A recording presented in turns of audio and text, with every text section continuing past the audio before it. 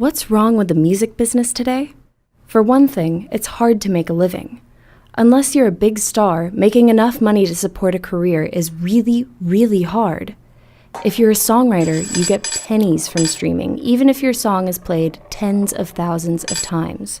And if you're a performer, unlike in the rest of the world, you don't get paid anything when your record gets broadcast on radio or television.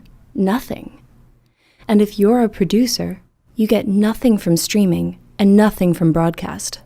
And if that's not bad enough, the video websites that stream our music billions of times a day are paying almost nothing for it to any of us. If you're a songwriter, composer, performer, or producer, or any combination, you've seen your check shrink dramatically over the past few years. There's just one pie of money, and it's not big enough to support all of us in the music business. But wait a minute, how big is that pie anyway? We've been told it's this big, but actually, we found out that's not true. It's actually this big. So where's the rest of the pie going, and why is it so hard to find out? Make no mistake, a tremendous amount of money is staying in the pockets of the giant tech companies that appropriate the value of our music to sell advertising and gather data. They pay us outrageously low rates, profit from the illegal use of our music, and make it impossible for us to find out just how much money our music is generating. That has to change. But there's also a lot of money being made by giant, vertically integrated music corporations that own or administer the rights to our music. You see, those corporations have found ways to earn boatloads of money, but keep it for themselves instead of paying us our share.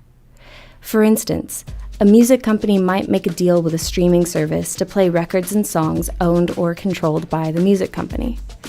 The music company gets a giant cash advance, but the recording artists, producers, and songwriters like us may or may not get a portion of that money. And if we do, it'll only be over time as our music is used. Anything left over stays in the pockets of the music company. Then they make another deal, a side deal, for the music company to buy stock in the streaming service at a big discount.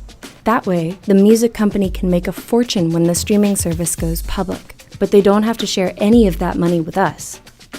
And to make sure we don't learn just how much of the pie they're grabbing and how little we're receiving, the music companies and the streaming services make one more deal, a secret deal called a non-disclosure agreement. That means no one is allowed to talk about or see any of these deals ever, a complete lack of transparency. So how big is that pie again? If you factor in the extremely low royalties, the secret advances, secret stock sales, and lack of transparency, the pie turns out to be this big. We want America to have a healthy music-creating community and a strong music business. So we're coming together to make sure we're all getting our fair share of the whole pie. We're the creators, makers, and performers who make the whole music business possible. We support changes in the copyright law recommended by the Copyright Office, and we're fighting for our rights and for a stronger music business for all. Come join us for music's future.